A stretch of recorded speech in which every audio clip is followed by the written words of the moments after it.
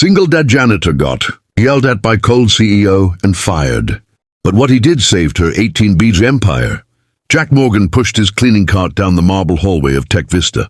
Corporation's headquarters at 11 p.m., the wheels squeaking softly in the empty silence. If you believe in kindness, second chances, and the power of small moments to change lives, please like, comment, share, and subscribe to Kindness True Stories. Also, tell us in the comments where in the world are you watching from. At 42, with calloused hands and tired eyes, he was invisible to most people who worked in this gleaming tower of glass and steel. He wore a faded blue uniform, carried a mop, and every night he cleaned the offices of people who never looked at him twice. But Jack didn't mind being invisible. He had something more important than recognition. He had his 7-year-old daughter Emma waiting at home with his sister, and this job paid for her school books, her medical bills, and the little apartment they called home. Jack had been a software engineer once, years ago, before his wife died and medical debt buried him. Now he cleaned floors in the same industry he once dominated, and he did it with quiet dignity because his daughter needed him to survive.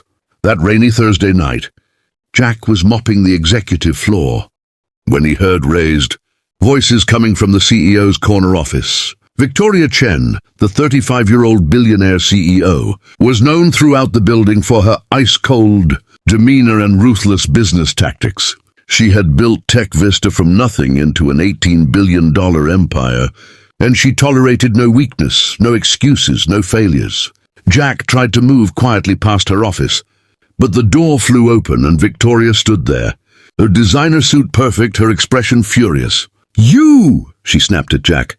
"Did you touch anything in the server room tonight?" Jack shook his head carefully. "No, ma'am, I haven't cleaned that room yet. Someone disabled our security protocols," she said, her voice sharp as broken glass. "Our entire system is compromised. $18 billion is on the line, and our IT team can't fix it. If you touched anything, you're finished." Before Jack could respond, Victoria's phone rang and she turned away, slamming the door.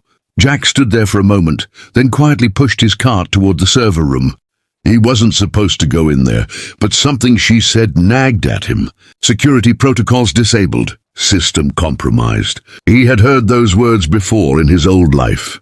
Jack opened the server room door and saw the blinking lights of 100 machines, heard the hum of cooling fans, smelled the familiar scent of electronics and filtered air. He approached the main terminal and looked at the error messages scrolling across the screen. His heart jumped. He recognized this. It was a ransomware attack, sophisticated and brutal, designed to lock them out of everything unless they paid millions. But there was something else, something the attackers hadn't noticed, a backdoor vulnerability in their own malware. Jack glanced at the door, then sat down at the terminal. His fingers, so used to holding a mop, found their old rhythm on the keyboard. He worked quickly, quietly, his mind sharp as it had been a decade ago. He isolated the infected systems, rerouted the attack through a dummy server, then exploited the attacker's own vulnerability to trace their location and shut them down completely. It took him 40 minutes. When he finished, every system was restored, every file recovered, and the attack was neutralized. Jack cleared his digital footprints, stood up, and went back to mopping floors. The next morning, Victoria called an emergency meeting with her IT team.